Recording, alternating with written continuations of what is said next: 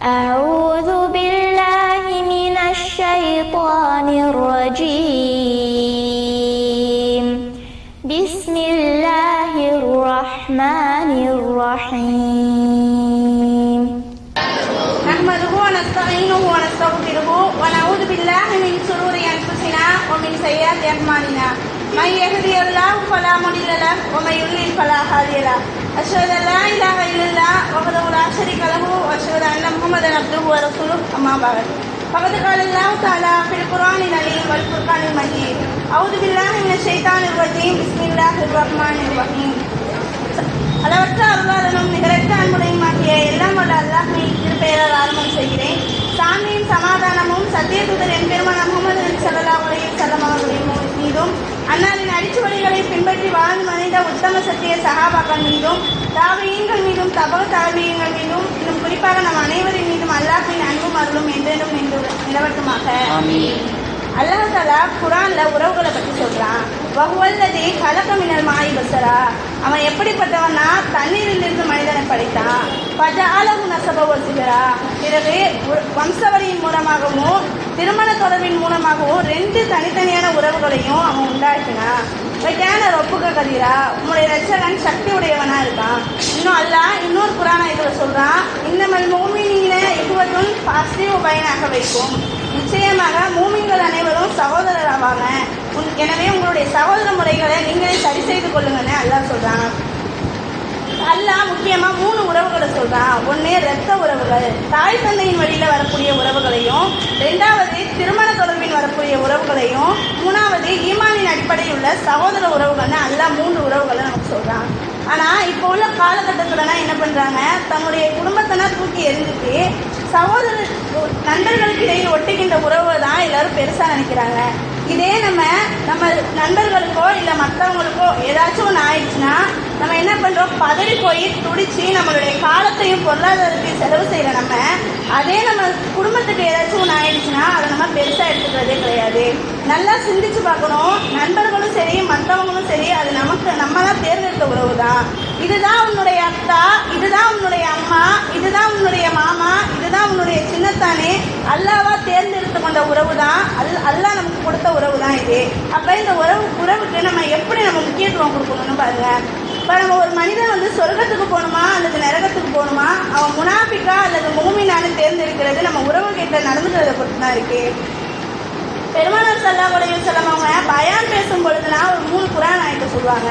வத்தகுல்லாஹ அல்லதி தஸாவுலன பிஹி அஹவைக்கும், நீங்க அல்லாஹ் அஞ்சு கொள்ளுங்க, அல்லது அவனை கொண்டு உங்களிடத்தில் உங்களுக்கு தேவையானதையும் நீங்க கேளுங்க, குடும்பத்துல உங்களுடைய உறவையும் நீங்க ஆதரித்துக் கொள்ளுங்கன்னு அல்லாஹ் சொல்றான். இன்னும் அல்லாஹ் சொல்றான், ஃபர்ஸ்ட் உங்களுடைய உறவை நீங்க பேணிக் கொள்ளுங்க. ஃபர்ஸ்ட் அல்லாஹ் அஞ்சுங்க, அடுத்தது அவங்களுக்கு செய்ய வேண்டிய கடமைகளை செய்யுங்க, அடுத்த உறவுகளை நீங்க பேணுங்கன்னு அல்லாஹ் சொல்றான். வஅபுதுல்லாஹ, இன்னும் அல்லாஹ்வை நீங்க வணங்குங்க. வலா துஷ்ரிகு பிஹி ஷைஆ வபில் வாலிதைனி இஹ்சானா, நீங்க அல்லாஹ்வுக்கு எந்த ஒரு விஷயத்தையும் ஷிர்க் வைக்காதீங்க, இன்னும் உங்களுடைய பெற்றோர் இடத்துல நல்ல முறையில் நடந்து கொள்ளுங்கன்னு அல்லாஹ் சொல்றான். மாஷா அல்லாஹ், அல்லாஹ் எப்படி சொல்றான் பாருங்க, அடுக்கடுக்கா. எப்படின்னா ஃபர்ஸ்ட் அல்லாஹ்வுக்கு செய்ய வேண்டிய கடமைகளை செய்யுங்க, அவனுக்கு செய்ய வேண்டிய வணக்க வழிபாடுகள்லாம் கரெக்டாக செஞ்சுட்டு, 3வது உங்க குடும்பத்தையும் நீங்க ஷிர்க் அல்லாஹ்வுக்கு எந்த ஒரு விஷயத்தையும் ஷிர்க் வைக்காம குடும்பத்திலையும் நீங்க பேணிக் கொள்ளுங்க அப்படின்ட்டு அல்லாஹ் ஆர்டரா சொல்றான். ஒரு மனிதன் இந்த உலகத்துல வாழ்ந்து கொண்டு இருக்கும் பொழுதே அவனுக்கு நிறைய கடமைகள் இருக்கு, அது பொருளாதாரத்தை செலவழிக்கிறதே இருக்கு. இதை பத்தி அல்லாஹ் தஆலா தன்னுடைய குர்ஆன்ல சொல்றான், வாதிதல் குர்பாக இரத்த உறவுகளுக்கும் நெருக்கமான சொந்த பந்தங்களுக்கும் உள்ள கடமைகளை நீங்க சரியா செய்யுங்க. அது பொருளாதாரமா இருந்தாலும் சரி, மற்ற எந்த விஷயமா இருந்தாலும் சரி. சொல்லுங்க, வாதிதல் குர்பா ஹக்கஹு, ரத்த உறவுகளா இருந்தாலும் சரி, நெருக்கமான சொந்த பந்தங்களா இருந்தாலும் சரி, அதை நீங்க நீங்க அவங்களுக்கு செய்ய வேண்டிய கடமைகளை சரியா செய்யுங்க. அது பொருளாதாரமா இருந்தாலும் சரி, இல்லை வேற மற்ற எந்த விஷயமா இருந்தாலும் சரி, அதை நீங்க கரெக்டா செய்யுங்க. அது சதக்காவா இருந்தாலுமே சரி, அது ஜக்காத்தா இருந்தாலுமே சரி, கொடுக்க தகுதியானவங்க ரத்த உறவுகள் தான் அப்படின்னு சொல்றாங்க. இப்போ நம்ம ஒரு ஏழைக்கு நம்ம ஒரு தர்மம் செஞ்சோன்னா அது நமக்கு ஒரு நன்மையை தான் தரும்.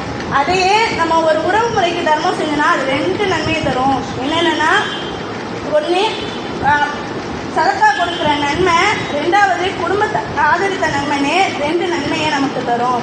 இப்போ நம்ம சொர்க்க அல்லாஹ்வுடைய அரிசின் படைப்பினங்கள்லாம் அல்லாஹ் படைத்து முடித்த பிறகு உறவுகள்லாம் எழுந்து நின்று அல்லாஹ்வுடைய அரிசின் கால்களை பற்றி பிடித்து கொண்டு இது உறவுகளை துண்டிப்பதிலிருந்து பாதுகாப்பு தேடும் இடம் அப்படின்னு சொல்லி அல்லாஹ்விடத்துல வந்து உறவுகள்லாம் கேட்குது. அதுக்கு அல்லாஹ் சொல்றான், ஆமா உன்னை யார் உன்னை யார் சேர்ந்து வாழ்றாங்களோ அவங்கள இடத்துல நானும் சேர்ந்து வாழ்றேன், உன்னை யார் துண்டித்து வாழ்றாங்களோ அவங்கள இடத்துல நானும் துண்டித்து வாழ்றேன் அப்படின்ட்டு அல்லாஹ் சொல்றான். அப்ப அல்லாஹ் கேட்குறான், அந்த உறவுகள்கிட்ட உனக்கு இது திருப்தியா அப்படின்னு சொல்லி கேட்குறான். அல்லாஹ்வும் அதுக்கு உறவுகளும் சொல்றாங்க, எனக்கு திருப்தி தான் அப்படின்னு சொல்லுது. யார் உறவை வந்து பேணி வாழ்றாங்களோ அவங்க அல்லாஹ்விடத்துல சேர்ந்து வாழ்றாங்க, யார் உறவை துண்டித்து வாழ்றாங்களோ அவங்க அல்லாஹ்விடத்திலிருந்து பிரிஞ்சு வாழ்றாங்க அப்படின்னு சொல்றாங்க. அது நம்ம வந்து பிரிந்து யாராச்சும் உறவுகளை வந்து பிரிந்து வாழ்றாங்கன்னா அவங்க ஈடேற்றம் பெற மாட்டாங்கன்னு நபி ஸல்லல்லாஹு அலைஹி வஸல்லம் அவங்க சொல்றாங்க.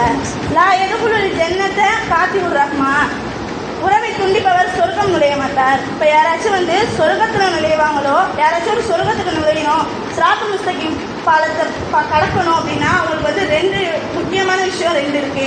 ஒன்று அமானிதம், யார் அமானிதத்தை பேணி வாழாமல் இருக்காங்களோ அவங்க சொர்க்கம் நுழைய மாட்டாங்க.